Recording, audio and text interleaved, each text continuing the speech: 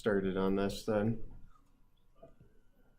So the topic for today is video in the classroom, and to start us off, we're going to be taking a look at Discovery Education. Discovery Education and Learn360 are both streaming video services that are paid for by the district. So the reason that they're being brought up right now is because we took a look at the usage reports, and one person from the high school was using this, and nobody from the high school was using Learn360, and we figured that's probably because they're not aware that this is something they can use. So let's go ahead and show them, this is something we've got available for you, and go ahead and make use of it. So when you get to Discovery Education, what you'll do is you'll hit passcode/create new user. And that's going to bring up a little, it'll bring up a little prompt that's going to ask for an 8-digit code. And that code I've already posted on Canvas, but if you need it right now, like if you're going to make an account and sort of follow along, or just sort of play around with it while I'm chatting about something else, then, I thought we no longer had a membership because my login doesn't work anymore. Did it follow you from, were you using United Streaming before? Yeah. Because I had everything banked into folders and everything like that, and yeah, it's possible that I don't know why my phone is going off. I should be in call handling in a meeting, but yeah. I'm just gonna ignore it, and hopefully whoever's calling me. It's a pleasant sound. Yeah, it's not too loud, Anyway, yeah, if you're signing up for a new account, go ahead and put that in. I don't know about old accounts, if there's a way to transfer those over. So where did you go for a new account? They have some good English. Yeah, there's a Create new user. Okay. Yep. Create new user /passcode, and then you just go ahead and put this passcode in. Yeah, they have them uploaded here too. Oh, cool. I thought this was kind of a waste of money for us because our departments used to have to pay for it. Mm-hmm. And what's on there was very minimal compared to what's on the internet. Right. So how much money do we drop for this membership? Is it worth it? And ultimately that's going to be depending on how many people end up using it. So, if the usership spikes right now, and then it trails off after a couple of months where maybe we got one person still using it, maybe no one's using it, then we'll probably end up, putting out a last call, sort of thing, and it's like, okay, are we not using this because we've already grabbed our resources for the year and maybe we'll use it again next year? Mm-hmm. Or is it that nobody's finding something useful on there? I thought the things were very elementary. There's high school English stuff on there. They have great books. Walden, I use that one every year. So did you just end up downloading it? I haven't downloaded. No, I sign in and my login still works. If you download it, can you keep it? Yeah, because I had a folder full of everything downloaded, so I didn't have to log in. Yeah, as far as I'm aware, you just So kind can still use it. of keep it.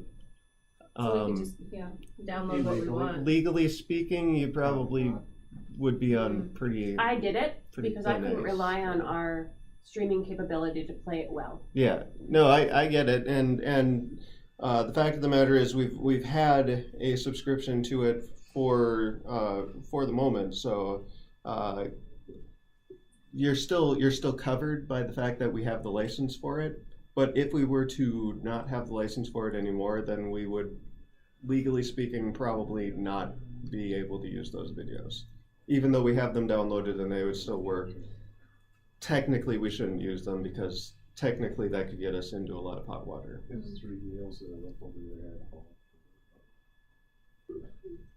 So, yeah, for the moment, we do definitely have it, and there's no plans to get rid of it because right now we want to give everyone a chance to make sure that, this might be something we continue using, this might not be. Some of you are already familiar with some of the abilities that we have on Discovery Education, like the ability to download videos. They do have a classroom manager, which allows you to allow your students to use it as a resource. The The way that I recommend doing that, since you have to add each student manually, I say forget about the whole student thing and just start creating accounts for groups. That way you only have to have maybe 6 or 8 accounts in there, rather than And then everybody could use the same Exactly. username or password. exactly. You would have each like group leader would be using one username, and then you would have your groups. Your groups would be doing the research together, so then one person could type in, okay, we're looking for a video on this. All right, now we're going to put that in our presentation here. You know, you do that by creating a class in the Classroom Manager. You would click right there, and then it would basically give you a class down here. We open that up, and we can start adding students into our class. We actually go over. So you're saying instead of adding students, you're adding your first student is group 1, your second student is Yes, group 2. yes. That I think, because when I put this in, you actually have to create a username and password for each one of your students. So I say if it's giving you the ability to do that, yeah, that's our test name. If it's giving you the ability to create a username and a password for your students, might as well just make a group, like a group user. You know, so it would be like, Bierce Red Group, or, Hall Red Group, or Hall Group 1. Now, can you have multiple people logged on to the same username at the same? I haven't tried that. So somebody would have to try that and see if that would work. Otherwise, then, yeah, Because then if you could assign something as homework or something, they could watch the video as I homework. think at so, home. because Denise used my login information for years. Oh. Okay, yeah, if you have the ability to get everyone onto one login, then that makes it even simpler, because then you only have to do one login for your group. And you would possibly do one student name for each class period, you know, just so you could have that ability to differentiate. Or maybe not, you know, it's really up to you. But I wouldn't recommend going through and adding each of your students in individually, because that's going to take an awful lot of time, and I can't think of too many scenarios where you would really want that capability. That said, your students do have the ability to add favorites, so you can masquerade as your students once you've created them. You just log in, you click the login as student button, and then you can see what it would look like to be a student using this resource. There is the ability to add assignments to a student's plate. So like right here, I've got an assignment on exponential functions that has not been completed. And over here, composing the Constitution has been completed. And so when a So it student... just says it's completed after they've viewed the whole thing? either after they view the whole thing, or there's a button right here that they can click that says mark as complete, or something like that. So, you know, it's not perfect. It's not going to hold them to it where they have to watch the whole thing. But at least they had to visit the page. And, you know, most of the students, if they had to already go to the page, they're going to watch the video anyways, because that's what they're supposed to do. There will be exceptions, but you know, we all know that happens. One of the nice features of Discovery Education. During the Revolutionary War, delegates from the 13 states met in Philadelphia and formed the Continental Congress to lead the nation. But they wanted to set up a permanent national government too. So in 1777, Congress approved the Articles of Confederation. Yeah, like you could literally just copy and paste word for word from here, and then you would have the quotation that you would need. Mm-hmm. Of course, it's all caps, so, you know, for formatting reasons, you would have to go in and, you know, uncapitalized everything. Did you say you can embed these into Canvas? Let's see, I believe you can do, if you click share, you can put a link to it in Canvas. And they wouldn't have to sign in to do the link? The link, I don't think the link requires a sign in. I haven't tried it because I've always been logged in when I've been using it. But if somebody wants I'll to try go ahead and try linking their students to it and see if they're enforced to sign in, you know, There's a lot Let- of English stuff on here. It's crazy. Yeah, I didn't they're- realize they had all this stuff on here. one of the things, and I'll get out of my student account here. One of the things is that there is the advanced search feature and there is a curriculum standard search feature. So if you're looking for videos to fill specific standards, or if you're looking for videos that fit specific criteria, you have a few options for ensuring that you get the right stuff. So right there, I want something that's only 9 through 12. I want to make sure that the video is English. I want, let's see, subject. Let's go to social studies. And copyright, we're going to do 2008 or newer. And then we're going to look for Constitution.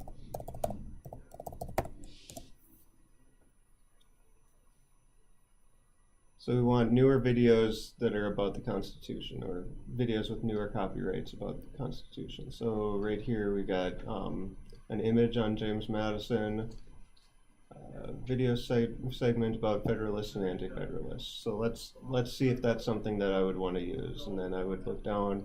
Okay, we don't get the transcription on this one. It does give us the citation. And then we would take a look at the video and we would see, okay, this video looks like something that would be appropriate for my class. So I'm going to assign it to my class, or I'm going to play it in class, or I'm going to download it and, use it later. There's an awful lot to play with in Discovery Education, and Learn 360 is pretty much the same thing. Learn 360, the first thing you're going to see when you go to Learn 360 is you're going to see a login, and it's going to ask you for a username and password. Our username is Williston HS, all one word, all lowercase, and the password is digital, again, all lowercase. That'll sign you into the high school's account, and then from the high school account, you can actually create your own personal account so that you can make playlists and do all sorts of video management.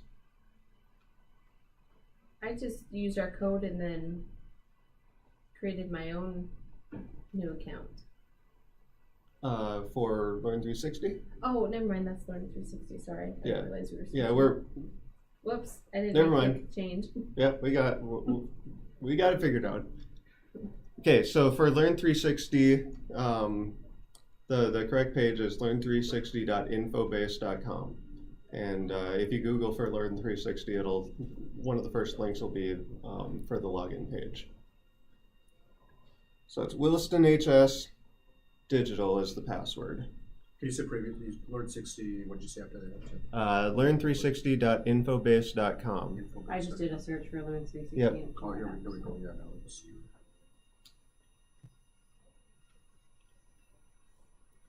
And so Learn 360 has a few different things. It's, like Discovery Education, it does have some interactive things for your students to play with, most of which are geared towards middle school and grade school. Some of which are geared towards high school, though, especially in the math department. There's a lot of tools that they're offering for math. Right over here, we also have science experiments and math activities, fact sheets, and science diagrams. So they're gearing a lot towards science and math, but their video content is a little bit different to Discovery Education. Notably, the featured producers down here, we have Learn 360 has videos, like a lot of videos on here from the BBC and from A&E. So there's quite a bit of documentaries that were put out by BBC and A&E. And it's pretty much the same thing. They have careers. Yes, there's stuff on there for career research as well.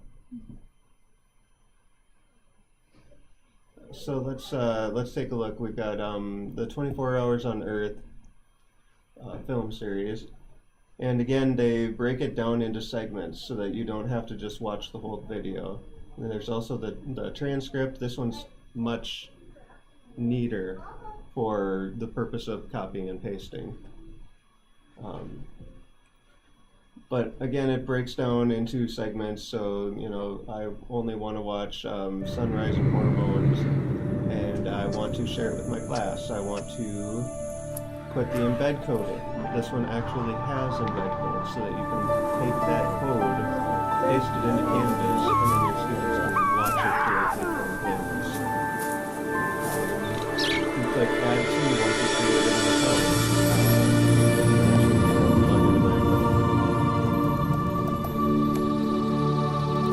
So at the top right, it says 1960, and then it has the Yep. account right Yep, there. that's where you do that, and you won't have to put in like a code or anything because it assumes you're making a sub account underneath the Williston High School account. Okay, so now that I'm logged in, I can actually do the whole add to, and I can create a new folder for favorites, or I can add it to a playlist. So if I want to create a new playlist on nature, I click new playlist after typing that in, and I can select which portions of this video I want to be in that new playlist. So I want the Chameleon and Sunrise and Hormones. Items added, go to playlist. It's going to show me my playlists. I really like Learn360's playlist feature more than Discovery Education's playlist feature because it is much more similar to YouTube.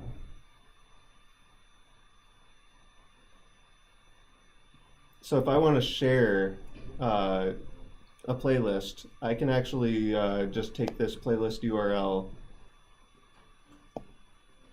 and I can paste that into Canvas, or I could paste that into an email and send it off to, you know, one of my other colleagues in my department, and I can say, okay, here's the selection of videos that I've been using, and you know, go ahead and take a look at them, see if there's anything in there that you would want to use.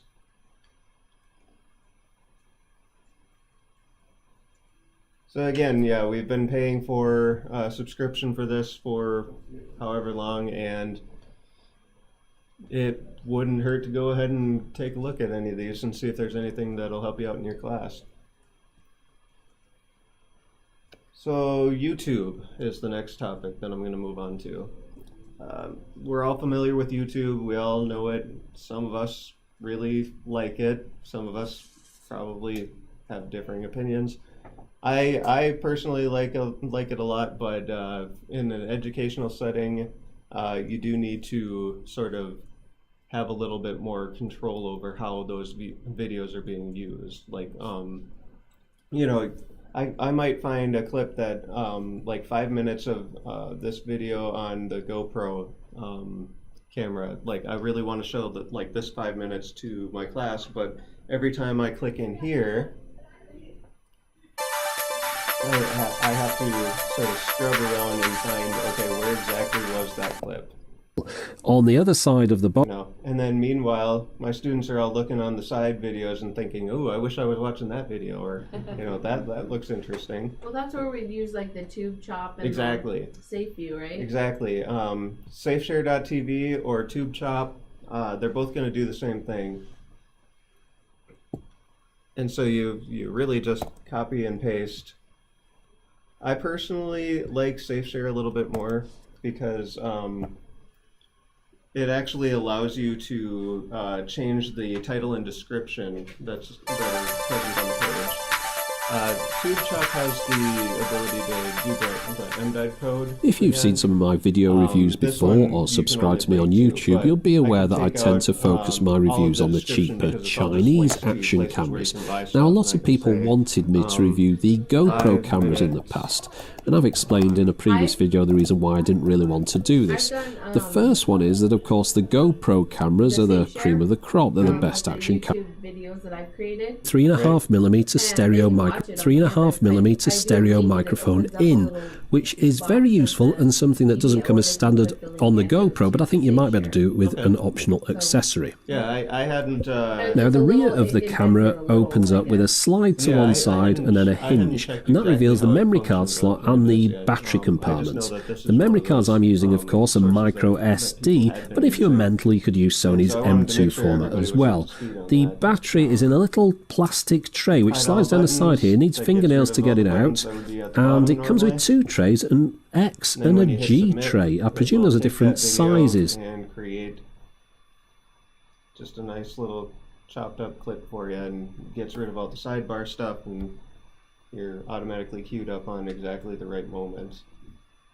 And after it finishes playing, it just Card slot stops. and the battery compartments.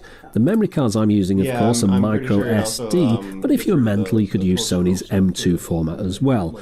The battery is in a little plastic tray which slides down the side here, needs fingernails to get it out, and it comes with two trays, an X and a G tray. I presume those are different sizes, but it comes with an X battery, so of course that's the one that I'm using, and it just slides inside the X tray, and then that slides inside the camera like that. There's something a little bit strange about this though. I don't know if you can see this. I'll turn the lights off. There's a little green light hidden just inside there on the left where it says pull, and that's always lit. Gets rid of that YouTube link. I think so. Let me check. I was playing around with quite a few of them yesterday, and I'm pretty sure this one. Okay, this one doesn't chop the length, but it does And get a rid G of, tray. I presume those are different sizes, right here. but it comes with an X battery, so of course that's the one that I'm using, and it just slides inside the X You can click on this and it'll take you over to it. X tray, and then that slides in. So then, was it Tube Chop that actually puts it in a different player? So the one you were just on, does it edit? It does not edit. Purify. It just I was wondering if it cleaned up language or anything. yeah, it just strips the clutter off the page. Maybe it is Tube Chop that actually puts it into a different player.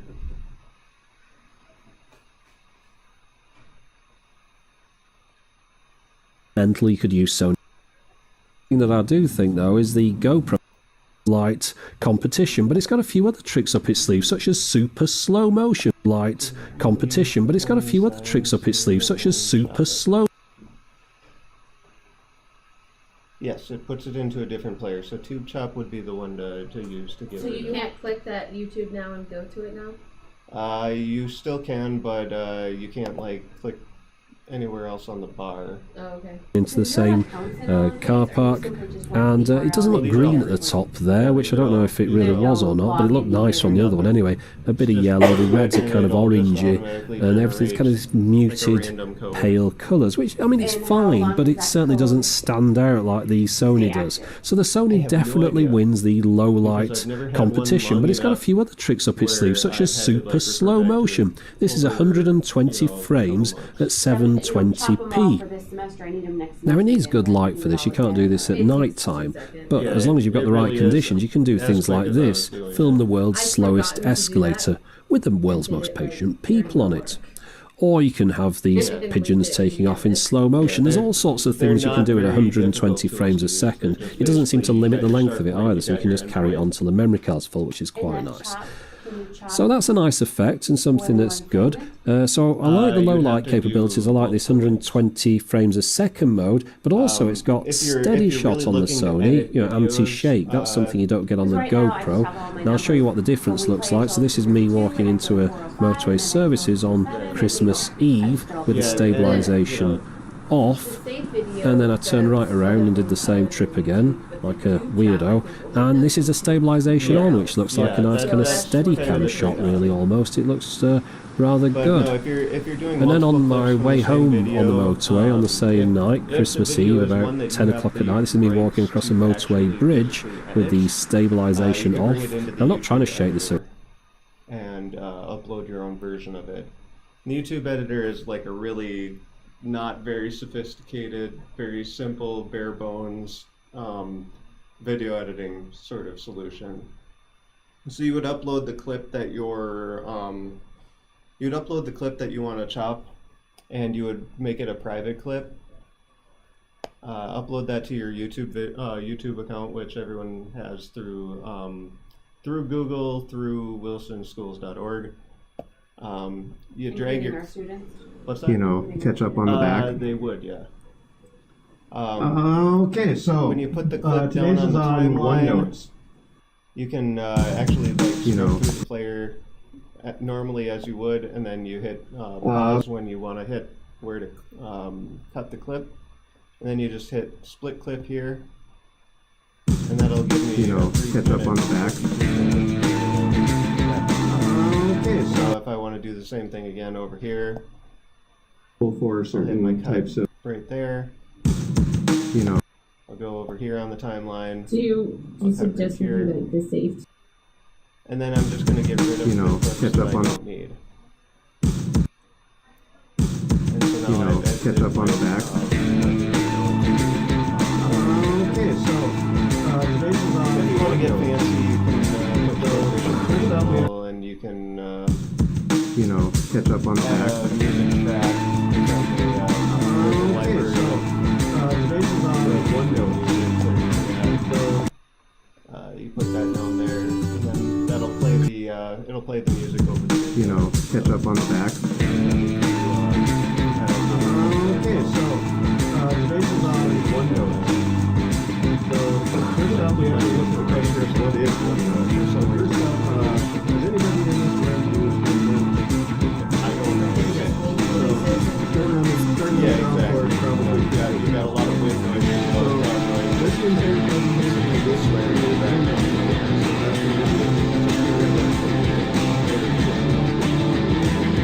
You know, in real life,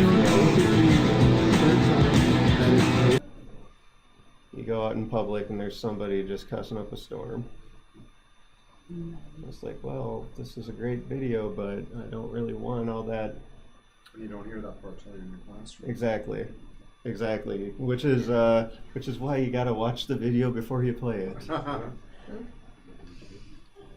So another cool. Well, first off, Craig wanted me to make sure that everybody knew about WatchKnow.com, and what this is it's a repository for educational videos that teachers have found on YouTube, and then they post them up here, and then they rate them.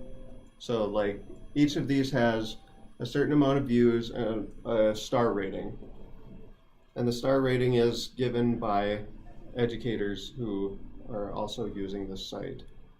So this is a good way to look for quality content that you can use in your classroom. And it's from places like TED Education, Fox News, the Smithsonian Channel, and it's broken up by category, or broken up by departments. Kind of age graded. A lot of them are age graded. Okay, so one of my issues with YouTube is the links go dead. Mm. Something get pulled off. Is Right. it embedded here that they wouldn't get I'm lost? pretty sure it's just a link to the YouTube video. So if I click on this one, yeah, it's just the embedded YouTube video. And when you embed, all you're basically doing is you're taking a window. Blacks had the same dreams, the same aspirations, the same love of flight, It's not like but this they were is actually barred on for the social screen, reasons it's that never cast a long shadow.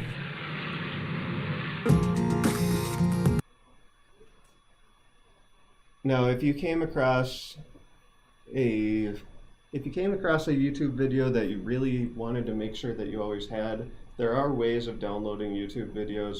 None of them are explicitly like it wouldn't necessarily be the best idea from a legal standpoint. I'm having issues of, like, yesterday, an ABC News clip I've used since 2010 when it happened, dead. ABC News isn't playing it anymore. See, no, that you're more likely to be okay with because it was something that was a publicly broadcasted sort of thing. And CBS News now wants you to have a membership. Yeah. So like my eyewitness account memory clips I use, I had to grab off of YouTube now because I can't go to CBS anymore. Yeah, and so we in education we've always had the ability where if it was broadcast on TV, if you took a clip of it, that was pretty kosher. You get into a little bit dicier territory when it's like somebody's private channel, or if it's a clip from a movie or something like that. You have to make sure that the content is directly related to your instructional objective. That's just like the quick and dirty version of fair use for teachers. Is basically if it counts for your instructional content, you're probably going to be in the clear. But if it was like the entire length of The Grinch or something, then maybe not. Okay, so Edpuzzle is something that I came across late, just before I was leaving work yesterday. And it was one of those things that Craig had a list of things that he wanted to cover when he was bringing up this topic, and it was just one of those not unassuming ones that was kind of like halfway down the list, and I was like, okay, what is this Edpuzzle thing? Is it something that I would want to bring up? Absolutely, it is something I want to bring up. This is pretty cool. Basically, what this does is I can take a YouTube video and I can make a quiz out of it. Number one, you have to watch the video ahead of time. And I know teachers are very busy, and sometimes we're tempted to cheat because we're pressed for time and a colleague says, this is a great video. But even if a colleague recommends it, it may not be the right video for your class, for your students, for that day.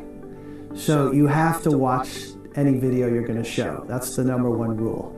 It's the most obvious, most common sense, but I've broken that rule myself when I've been in a hurry. And so it's going to stop at the points that I've previously determined that it needs to stop. And that way it's going to ask a question and I can make sure that my students are engaged in the video. So right here, we've got the question, what's the number one rule? And the answer is? Don't tell anyone about Fight Club. And when I hit submit, it's going to light up green because I got that question right. And I always pay for it later. The second rule is never just show a video without having the students be responsible for doing something with the video. So there has to be a purpose for it. And maybe they're not answering questions, but you're expecting them as the teacher to use the video in some way. So they need to pay attention. There needs to be a purpose and a reason for using this video. The problem with that is it's an open-ended question, which means that it needs to be graded by the teacher. So the question that I was asking on that one was, what would count as a valid purpose for showing a video in class? Now I can go back and I can cover that segment again, but basically the point he was making is it has to be something that pertains to the lesson, or the students have to be able to do something with it. And so you could put in what would count as a valid purpose. It's part of it would work as part of the research that they're having to generate for this segment. And so I type in my answer, which is a lot of and my teacher will have to grade that later. I think another tip for using a video is to keep it short. I would advocate showing clips from movies that are carefully chosen, but not the entire feature-length movie, because students will view that as audience, whatever grade level it is. Something interesting that will engage them. Question, which was, what makes a video engaging to you? And so, and a valid answer would be, it's interesting, it's got a hook, or it pertains directly to something that I'm already interested in, that kind of thing. So for this one, would we be able to embed this quiz into Canvas? Yes, they actually do give you an embed link. So if I go to my content and I select this one, right here I have assign/share. And so it works really well with Google Classroom, but since we're not using Google Classroom, we kind of have to go about it a little bit differently. We have to create our own classrooms. So right here I created one called WHS Tech PD, and I can assign it to them through this classroom, which they can join by clicking a link. I'll show you that, it's elsewhere. Or you can do the share with anyone, and it'll actually give you the embed code. So you can just put that right in. And that's going to be useful because what I would recommend as best practice for using this with Canvas is take that embed code, put it as like the header of the quiz that you're going to be doing.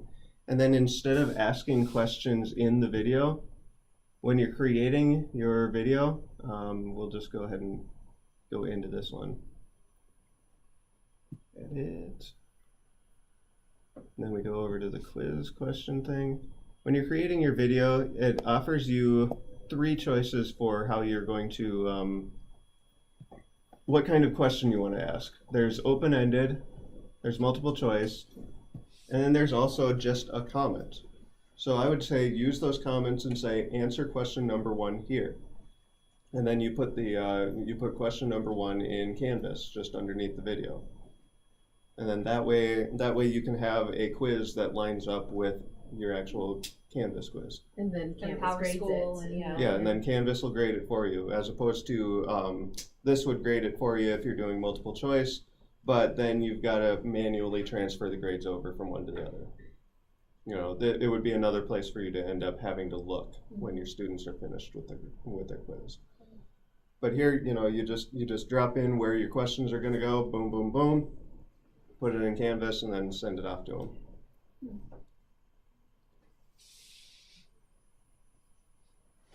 So let's see, we'll just back out. And if you were wanting to use this one, the multiple choice thing, like the multiple choice tool, you would create your class, and then when you have your class created, you click the invite your students thing and just grab this link right here.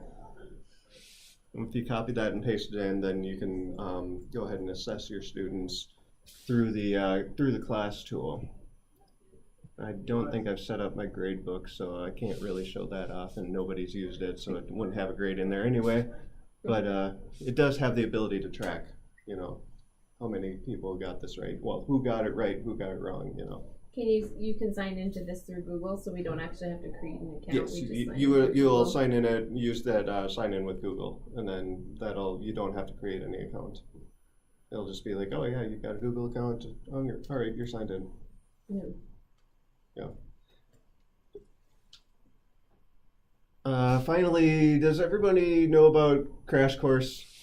The Crash Course. You know, I'm seeing some heads nodding and some heads shaking. So good mix here. Crash Course basically is one of those YouTube channels that does everything educational. If it is taught in high school, there's a crash course for it. So like a brief sampling is just scrolling down and seeing the playlists that they've got set up. There's one for physics, games, philosophy, economics, government and politics, astronomy, psychology, world history, anatomy and physiology, and the list goes on and on. It's you know, there's stuff on literature, there's stuff on different types of math, there's world history, U.S. history. And this is a YouTube channel, you said? Yeah, it's a YouTube channel very called clever, Crash but Course. they talk really fast. So I made the mistake of like, okay, let's put a quiz with this. They had to watch it like 3 times before they could grasp what an answer would be. So I show it a few times at the beginning of the school year and say, use this as a resource on your own time. Mhm. Because if I try to use it in class, they'd become overwhelmed that somehow I'm going to ask them something they didn't grasp because it was so quick.